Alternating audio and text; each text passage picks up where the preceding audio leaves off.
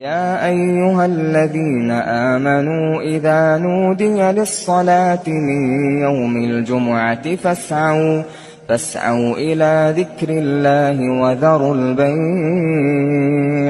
ذلكم خير لكم إن كنتم تعلمون.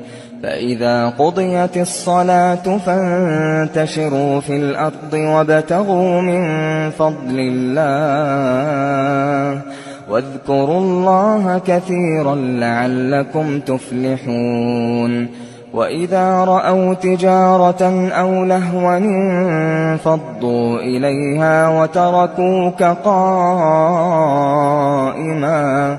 قل ما عند الله خير من اللهو ومن التجارة والله خير الرازقين.